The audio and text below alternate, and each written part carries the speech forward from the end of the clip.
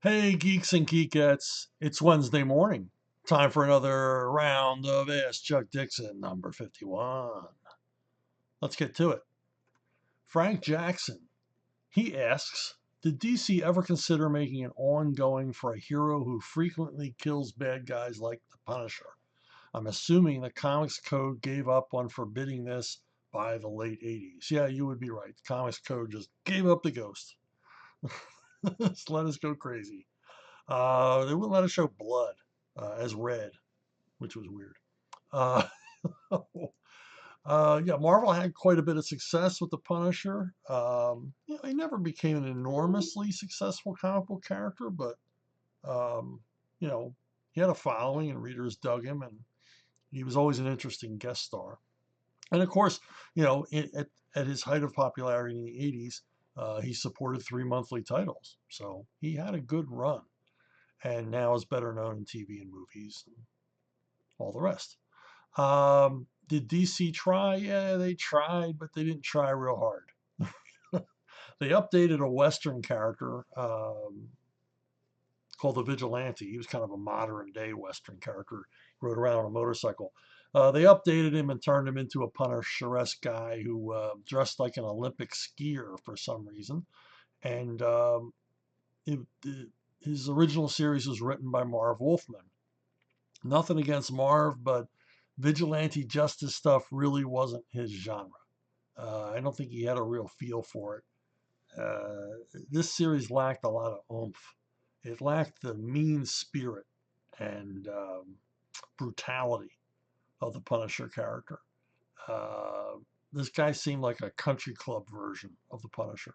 Just didn't work. Didn't work for me, certainly. But DC would ultimately have a hero, Hitman, created by Garth Ennis and John McCrea, who killed bad guys. He just wasn't a costumed anti-hero. He was just a guy that went around killing people. Uh, of course, Ennis would move on to write the Punisher as well. So yeah, I don't think they tried real hard. In fact, Azrael, Asbats, John Paul Valley, who replaced Bruce Wayne as Batman for a while, was kind of DC's answer to the Punisher as to why you didn't want a DC Punisher. There was no real room in the DC universe for a Frank Castle type character. Just didn't work. Craig Jowls, I hope I got that right. DC Comics comes knocking on your door and gives you a choice of any book you want. Which corner of the DCU would you pick? What comic book characters would you choose to write? Personally, I would love to see your take on some DC War comics. Yeah, you and me both. DC War comics are among my favorite comics, possibly my favorite comics of all time, particularly when we get to the early 1970s.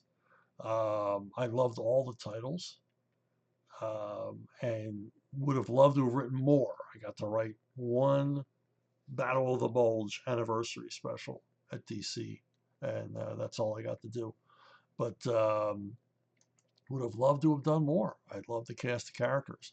Now, for those of you not familiar with DC War comics, they were originally, to DC War comic fans, the magazines were known as the Big Five.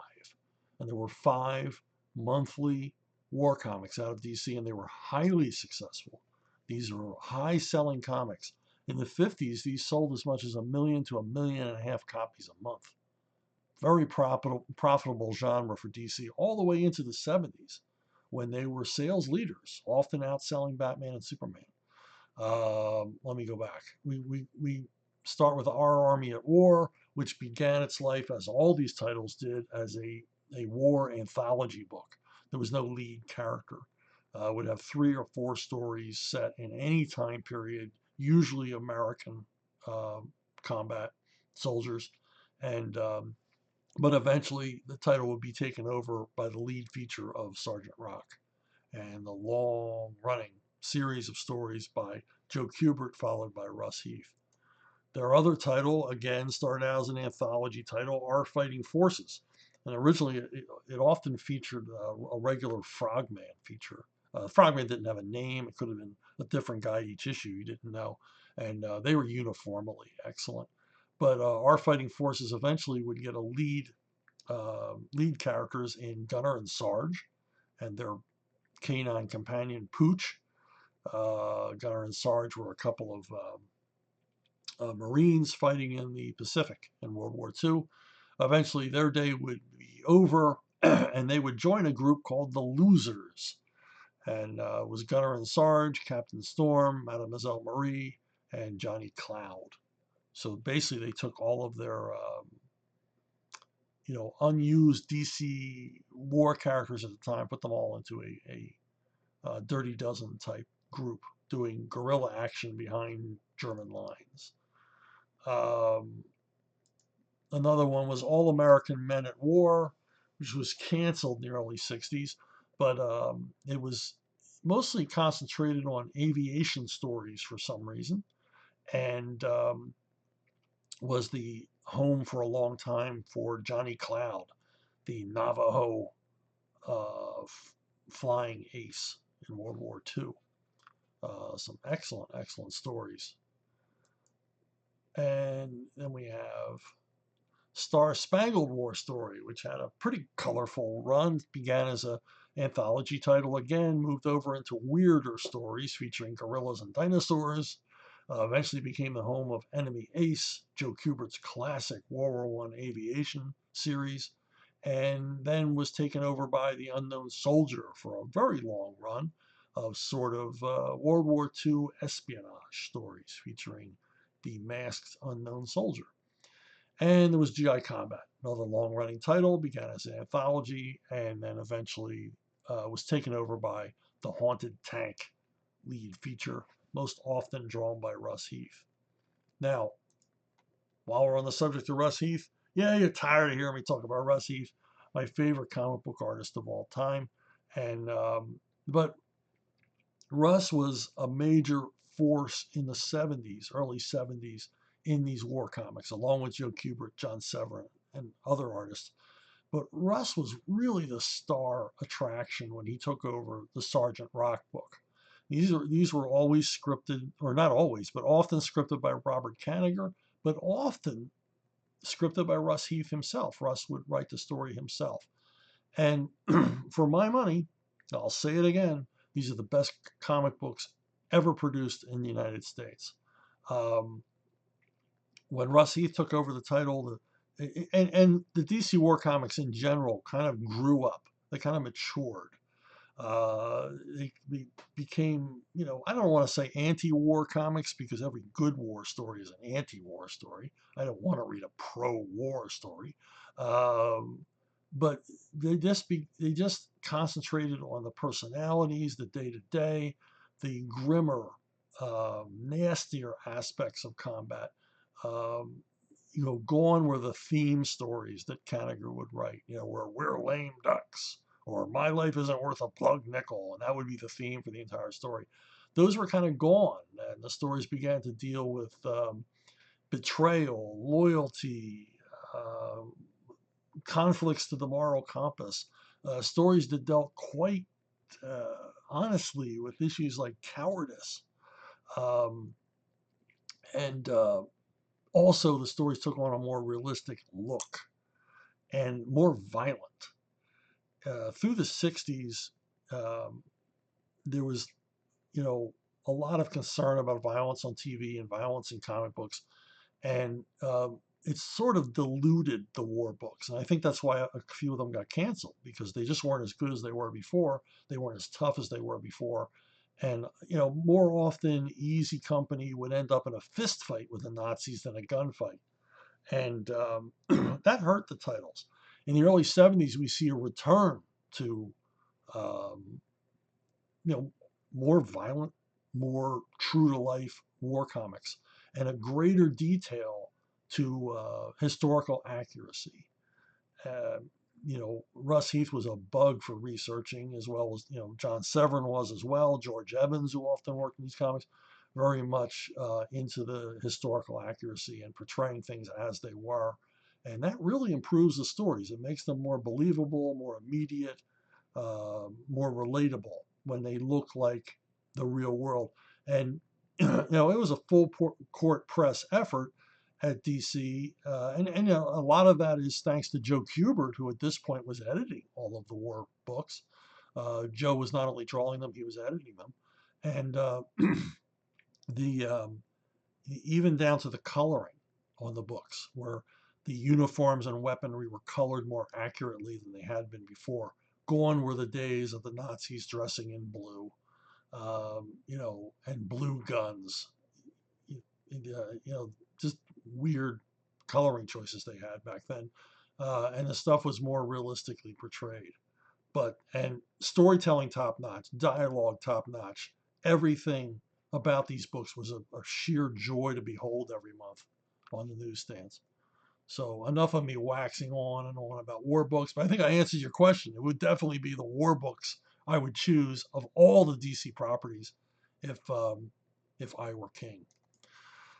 Again, Craig Giles, how do you pitch a comic book to a publisher? Is there a set format? Any tips you can share with us mere mortals, or do you just kick open the publisher's door and announce that you will write whatever you choose? Um, I've said before, and I'll say it again, I was never very good at pitching. I didn't like pitching. Um, it was the part of the job I didn't like. It was the only part of comic writing that I didn't like was pitching to editors. I loved doing the work. I hated getting the work. And consequently, I wasn't real good at it.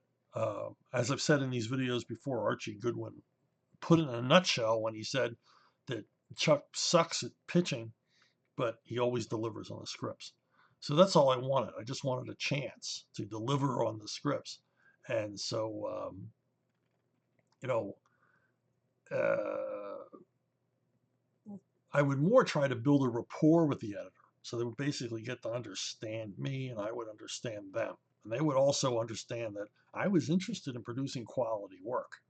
And I wasn't a superhero writer per se. I was a comic book writer, but I was a writer first. And I just wanted to write stories. It didn't matter what genre, if they had work available anywhere. And again, with Archie Goodwin, I once pitched Archie by saying, "Are there any characters that nobody wants to write?" And this is when he was a group editor at DC, or no, Marvel. And he said, "No, everybody loves to write all our characters." And I said, "Come on, Archie, there has to be a character or characters at Marvel that no one wants to write." And he said, "Yeah, nobody wants to write Spider-Man and the Hulk."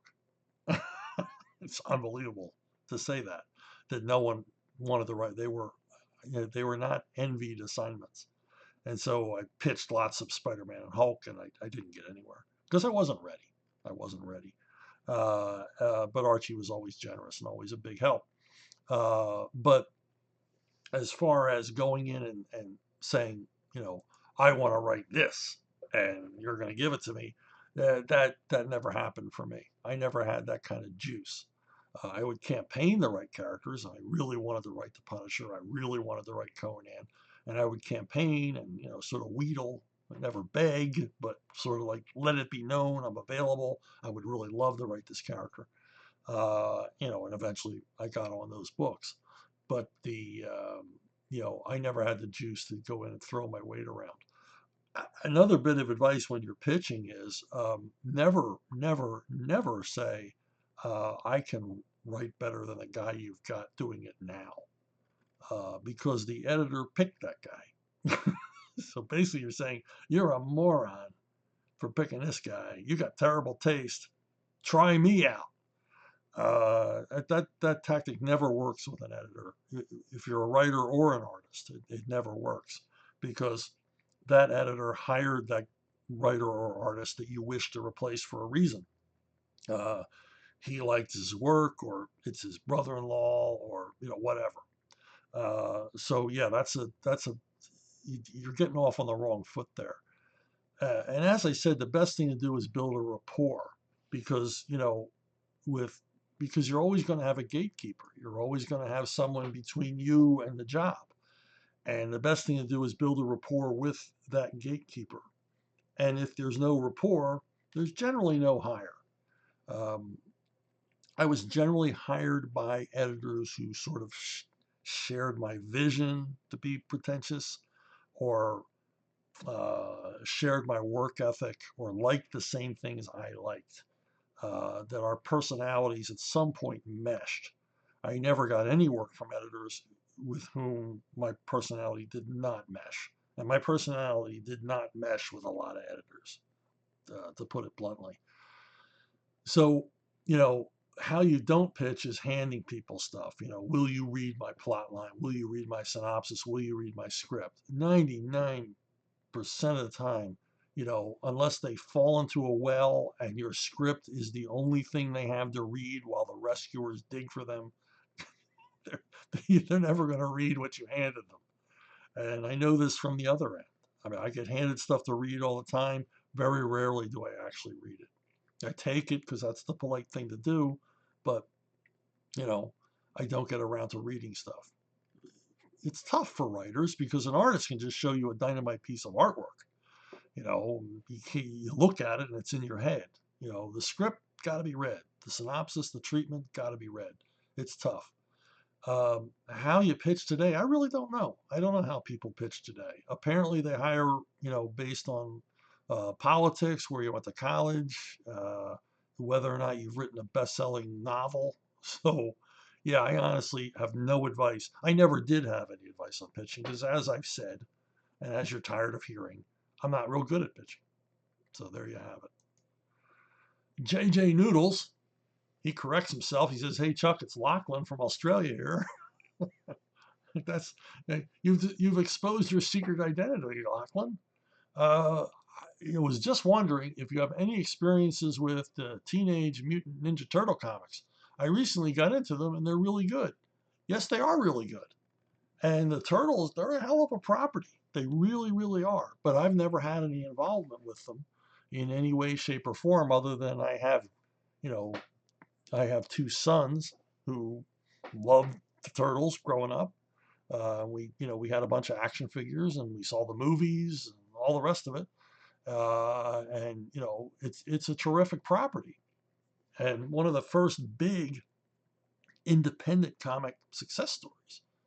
And Eastman and Laird, it's it's very cool for them. But I got to admit, when the Turtles came along initially, I met the guys a couple of times at cons. Um, they did a lot of conventions. They really worked hard. These guys paid their dues. They put the shoe leather into it, the legwork into really pushing this property and getting it in front of people. And but I got to be honest with you, when I was first exposed to Turtles, I didn't get it, and I didn't get it because it wasn't for me. It was for hardcore comic fans, and ultimately it was for kids. And looking back, I can see why kids loved it. In hindsight, I'm not the only one. I mean, all the major publishers passed on this property. Tom DeFalco once told me he passed on it 3 times. It wasn't until they got to Archie Comics that Archie was willing to take the property on, despite the fact that it had enormous success in the independent market. Um, but most of us didn't get it because we weren't kids.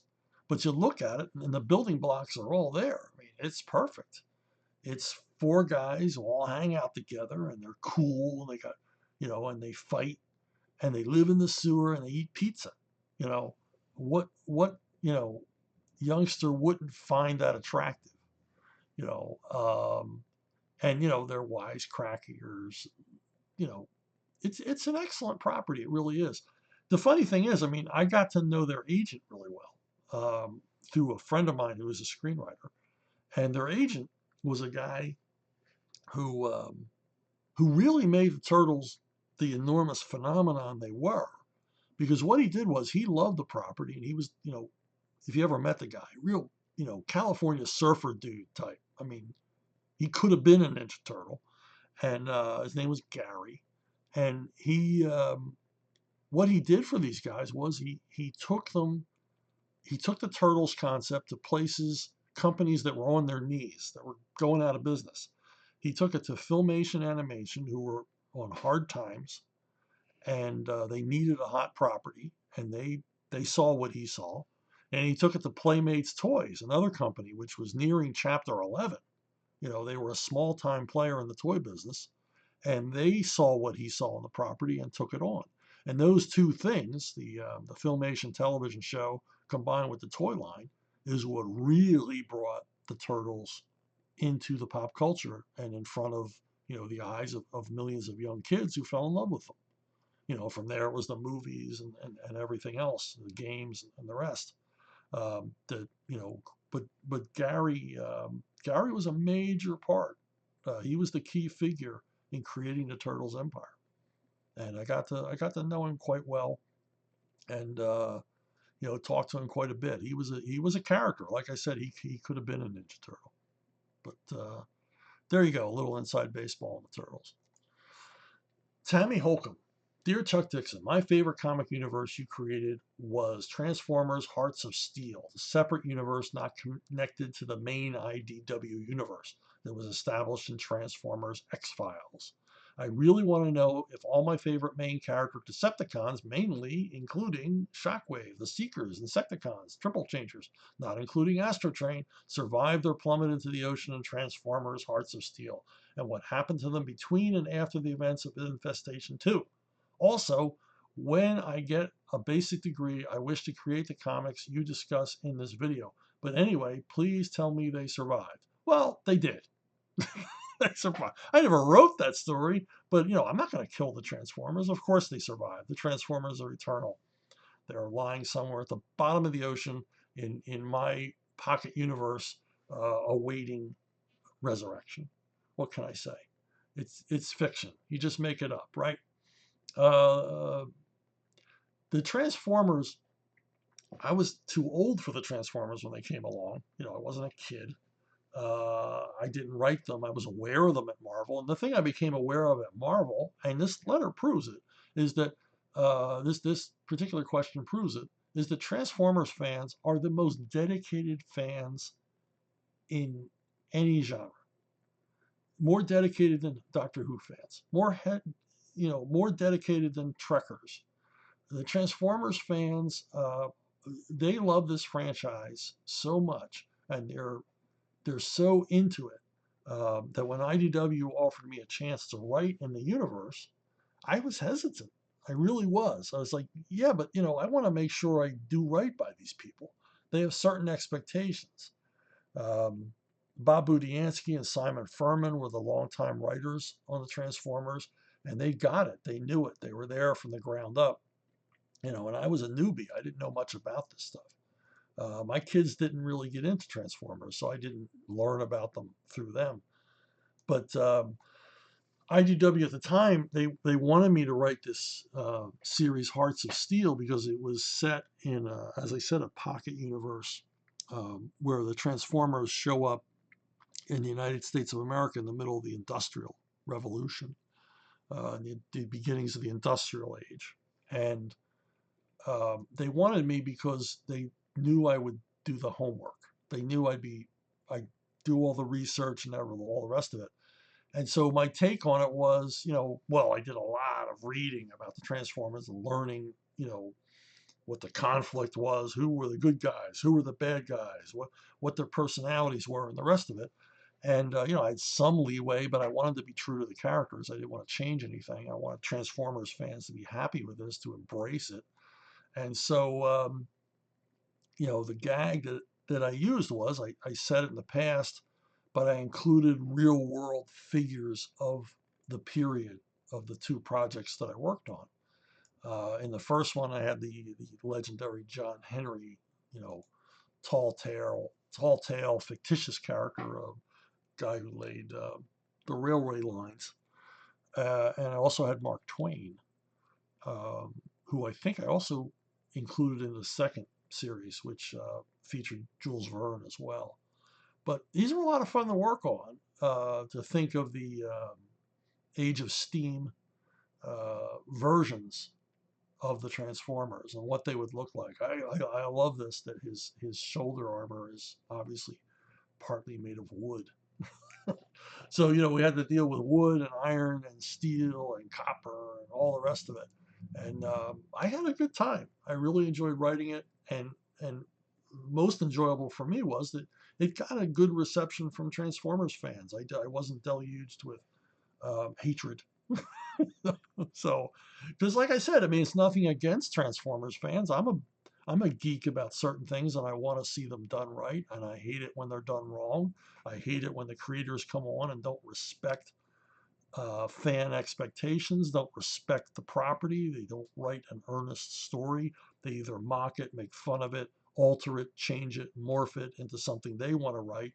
And I didn't want to do any of that. And I'm proud to say that you know, unless Transformers fans are mum about not liking it, and I don't see that ever happening, I guess I did okay. So, so thank you for the question, and thank you to all you Transformers fans for your kind acceptance of my efforts. Cody Thurley, hi. Any idea if more of your DC stuff will be released as collected editions? Outsiders only got one volume, or Green Arrow. Thanks. Um, yeah, you know, they kind of slowed down. If you notice, DC's publications have slowed down across the board, but they've slowed down kind of on the collected editions. I did recently have a Green Arrow 80th anniversary in which they reprinted all of Death of Oliver Queen. There's like 4 issues of Green Arrow in there. I don't know or haven't been told. Well, I never am informed of this stuff. I look on Amazon, search with my name on Amazon, see what's coming up by me so I can help promote it. So yeah, I don't know what's coming up, and I don't know if there's any plans of ever collecting my Green Arrow series. I wish there was, because there's some absolutely gorgeous artwork that's that hasn't been seen since it was originally published. But yeah, I don't know what the plans are, and I'm glad to see my name appearing on covers for a while, because a certain editor in chief never wanted to have my name on the covers of any of the collections. So it's nice to see that. The recent collection of detective issues by me and Graham Nolan, that was very cool to see. But yeah, I don't know. I wish I could answer your questions. I'm sure stuff will be down the road. Overseas, I'm in constant publication. Um, in German and French and Italian and Spanish editions. I'm always in print over there in different kinds of collections. But for some reason, not so much here. Ricochet 198. Did Denny have any rules about what Batman did? I think I've heard, maybe from you years ago, that he did not want Batman to go on patrol as it was a waste of resources, for example. I don't think I'm the one who said that about not going on patrol, but that was a rule. And Denny did have a lot of hard and fast rules. When you took on the Batman book, or when he asked you to do the Batman book, you were handed, it was like an 8-page essay that Denny had written about Batman, about who he was and who he wasn't. And you had to follow those rules. And for the most part, for 95% of it, I agreed with his take on Batman. So I didn't have any problems, you know, writing Batman as Denny O'Neil saw it. And I, my only, I mean, he saw Batman as an urban legend, which I love that idea. Um, a good guy who doesn't kill, master detective. That Batman is his true personality, and Bruce Wayne is sort of a masquerade. And I loved writing Bruce Wayne. I mean, he didn't want Bruce Wayne as a cardboard cutout, and I liked writing Bruce Wayne scenes. I loved writing Bruce Wayne scenes. To have him sort of be sort of Don Diego from Zorro, where he's he's he, he's the personality of Batman still comes through. That Bruce Wayne finds sly ways in which to direct events as Bruce Wayne the way he wants them to go, without ever, seeming to be in charge. Things like that. I mean, stuff like that. Those nuances that Denny brought to it. Also, the the articulation of how Batman became Batman, the degree of training, and all the rest of it. All of that stuff that Denny laid out, that past history with all those characters that Batman met, that Bruce Wayne met, that trained him, that gave him all the various skills, all of that stuff. I mean, I adopted it wholeheartedly because Denny was the man. Denny was the guy who rescued Batman from uh, possible comic book obscurity by taking him back to his original roots. Um, no, not everybody felt that way. No, everybody on our team, the regular members of our team, were all on board with Denny's vision of Batman, and why wouldn't you be? But I met over the years. I've met people who disliked Denny and thought he was authoritarian and thought he was a dictator on Batman, and what right did he have? Well, he had every right, in my opinion. But one guy in particular like cornered me at a convention. Is like, how can you work for him? He's just such an awful person. Denny's an awful. What the hell? you what have you been smoking? Yeah, Denny liked things his way, but he was the group editor. He was the boss. It's kind of implied you're going to do things his way. And if you don't like doing things his way, go somewhere else. I didn't have to work for Denny O'Neil. I wanted to work for Denny O'Neil. But this particular freelancer went on and on about how he felt used and everything else. And I said, I finally said to him, I said, in what way were you used and abused? Was it, the massive royalty checks that you got because you worked on some really high level projects? And again, this wasn't any of the guys I was working with at the time. This was like a past creator. I said, the guy did a lot for you. He certainly did a lot for me. He did an enormous boost to my career. And hell, my wife and I built our first house from proceeds, that were supplied by projects that Denny hired me to do. So, yeah. Anyway, yeah, he had his rules, but they were good rules. The only time I remember, in fact, I would call and ask questions because I wrote a scene where it was the lead up to Nightfall, and the idea was that Batman was getting more and more worn down by this shadowy figure that we would know as Bane, but someone was acting in the background to wear Batman down. Uh, and I wanted to write a scene where Batman is staking someone out, and he he momentarily falls asleep. And I called Denny and I asked, "Is that okay?" I mean, to me, that's the ultimate depiction of how tired he is. He's fallen asleep on a building ledge, and I said, "But I don't want to violate. I don't want to, lessen Batman. I don't want to reduce Batman in the reader's eyes." And then he said, no, he thought that was a good idea, that would actually shock readers, that Batman would be burn out to that degree. So he let me write the scene. And that's it. That's it for Denny O'Neil and his rules. Okay, authors. I get asked about authors. What do you read? Who influenced you? And the rest. Richard Matheson. Richard Matheson is a huge influence on me and many, many, many, many other writers. Matheson was a prolific paperback author, novels, short stories, and the rest of it, and broke into Hollywood. They based The Incredible Shrinking Man, a 50s sci-fi film, on his novel, The Shrinking Man. And he went on from there to be to work a lot for Roger Corman on Roger Corman's Edgar Allan Poe adaptations like House of Usher, Pit and the Pendulum, The Raven, Tales of Terror, and Comedy of Terrors. You may notice a theme here. They're all Vincent Price movies. Vincent Price was white hot for horror films at the drive-in in the early 60s, and Matheson wrote a lot of them. Matheson also contributed scripts to The Twilight Zone, some of the most memorable ones. Um, Terror at 20,000 Feet, with William Shatner screaming his brains out on a passenger flight. Little Girl Lost, which would go on to inspire the movie Poltergeist. Maybe a little bit more on that later. Steel, in which Lee Marvin is the manager for a robot boxer. And when the robot malfunctions, Marvin has to go into the ring himself.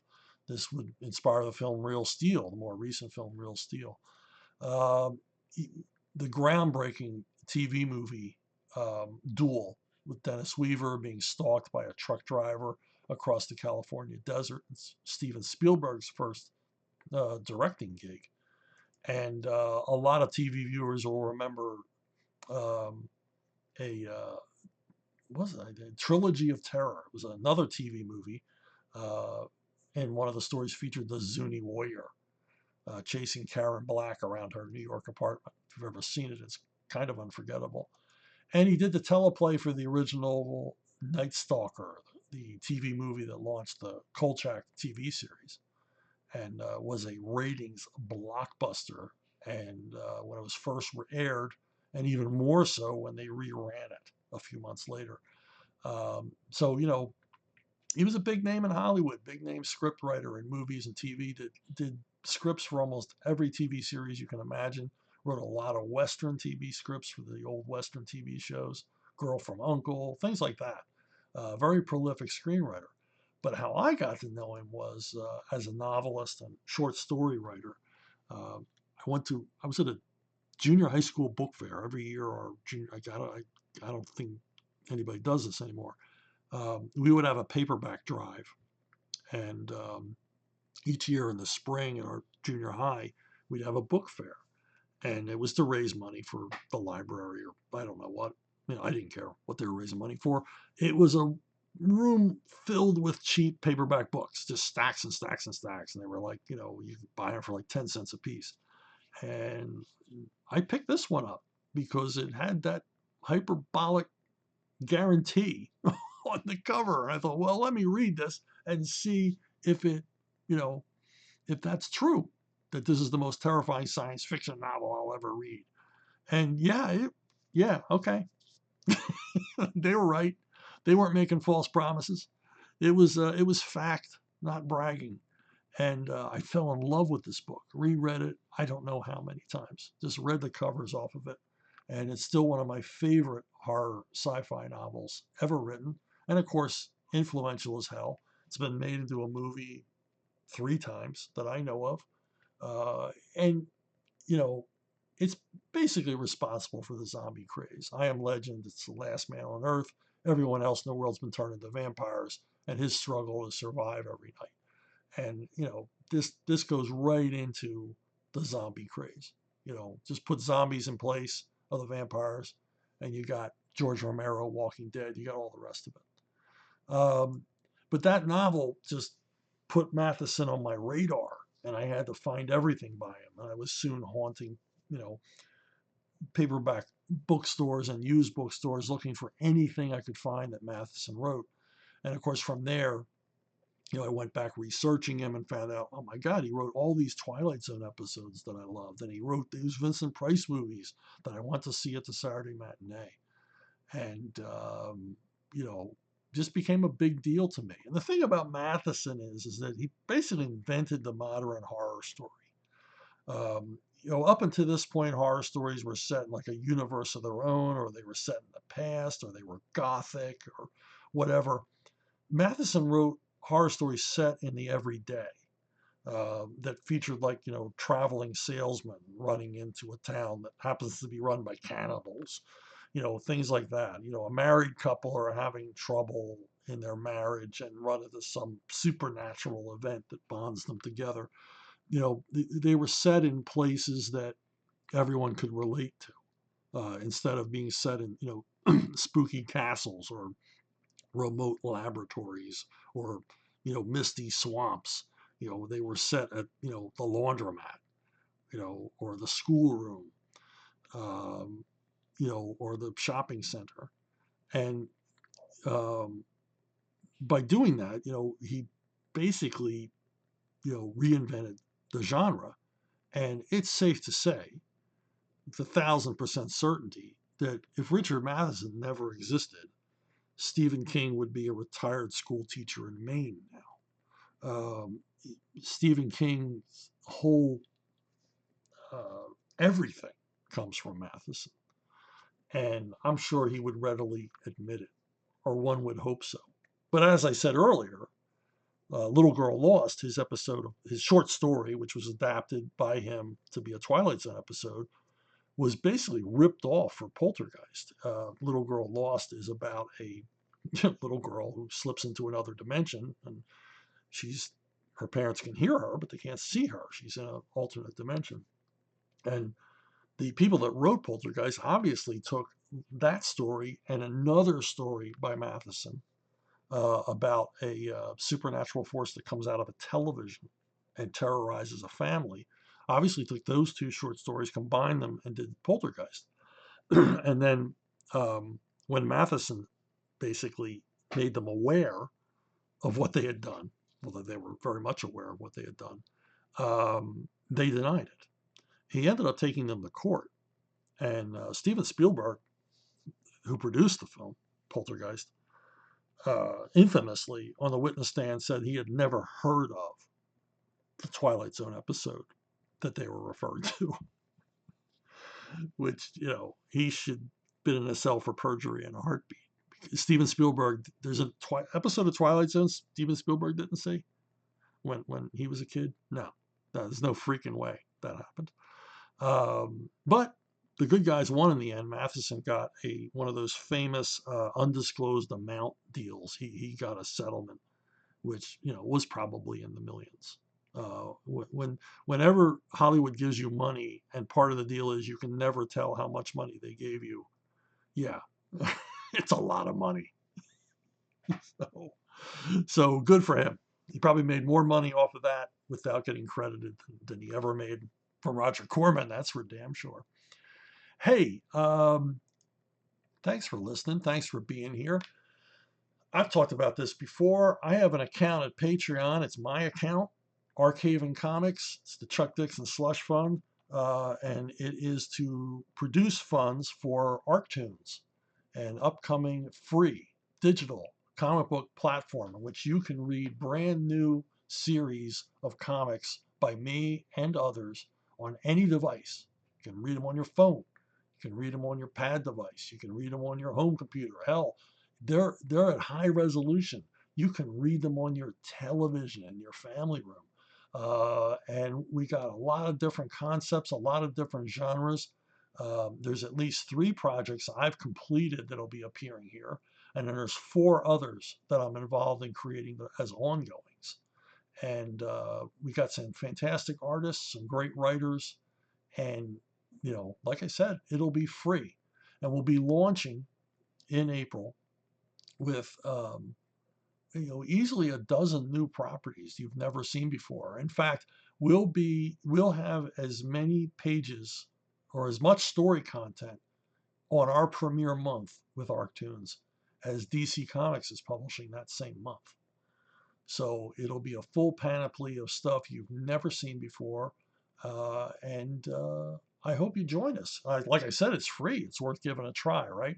So keep an eye out for it. I'll be talking about it more here. I'll probably make a video specific to it to let you know it's available.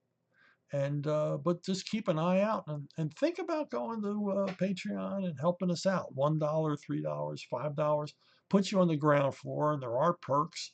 And the Patreon site will become more and more vital as these series begin to appear on ArcToons. So that's it. Thanks for listening. Thanks for watching. And as always, I will see you down the road.